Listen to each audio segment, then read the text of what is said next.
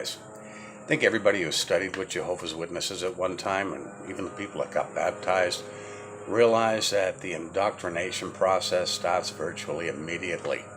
I didn't realize it at the time, but one of the first videos I saw, if not the first, was the account of Korah. You remember Korah, who rebelled against Moses, along with others. I believe you can find the account at Numbers chapter 16. What I didn't realize was what Watchtower was trying to put in everybody's mind was that if you question Watchtower, you question their teachings, you're displaying the attitude of Korah, which in all reality is not the case.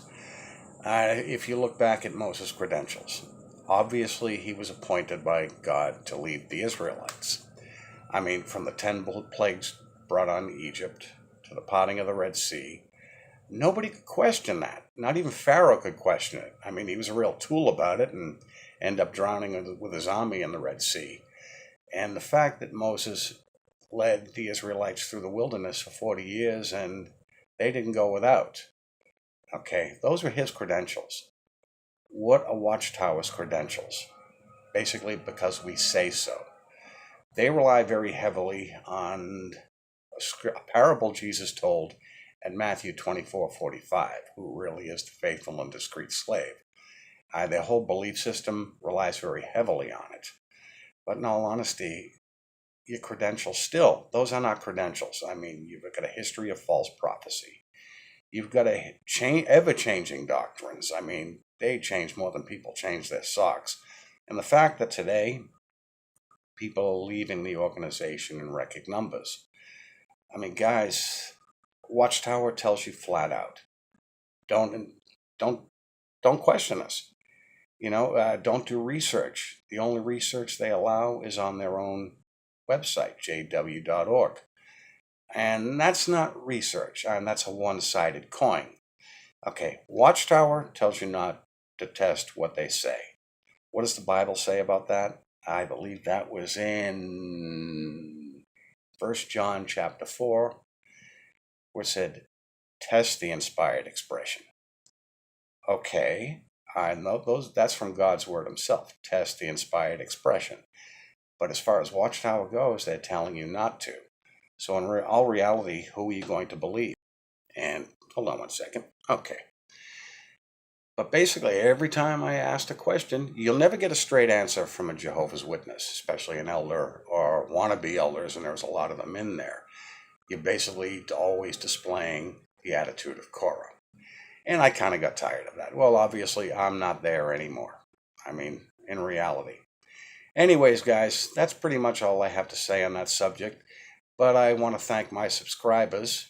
And if anybody happens along this video, just hit the I can't say subscribe. Hit the subscribe button and feel free to leave your comments below whether you agree with me or not.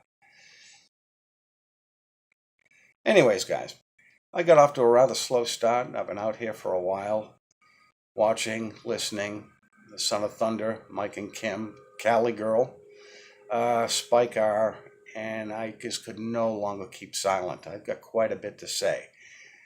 Subscribers or not, I do plan on being out here for a while. I think people really need to be educated about what this organization is. There is nothing Christian about this organization, if anybody knows anything about it. I mean, Jesus Christ is just so watered down, it's obvious. The Watchtower Jesus is seriously inferior to the real deal. If you're studying with Jehovah's Witnesses, do your research on them, because when you listen to them, you're only getting one side of the story. I was there for 10 years, and it wasn't too many years into it that I started realizing it was a big lie. And I got out. It took me a while. I mean, I walked away a number of times, but unfortunately, when you're a fader in this organization, it doesn't work because they keep looking. They have to make it official. Basically, because when you leave this organization, you never leave with honor. So that tells me right there that this is not God's organization. I don't believe it ever was. It's just a big effing lie. And the thing is, most JWs, when they cannot reason with you, and I found this out firsthand, they will flat out get nasty.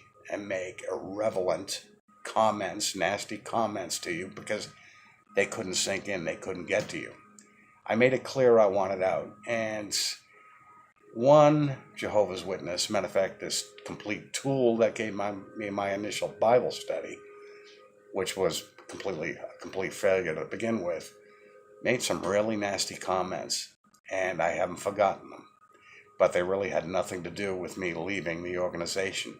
But apparently this idiot, and he is an idiot, thought just because he believed it was the truth, I was automatically supposed to believe it.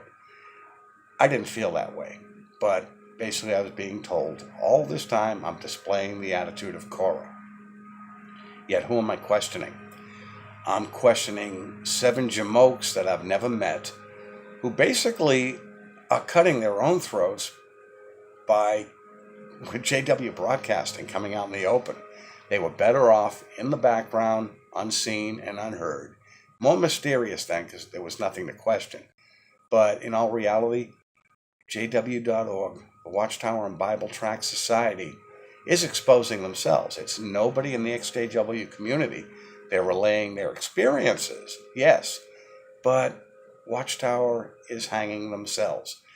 I mean, by the time Babylon the Great is destroyed, I don't even think Watchtower is going to be around. I mean, they're putting together everything they can right now, and I think personally they're going to hightail it. I mean, I do not have any faith in this organization. I haven't in 6 years.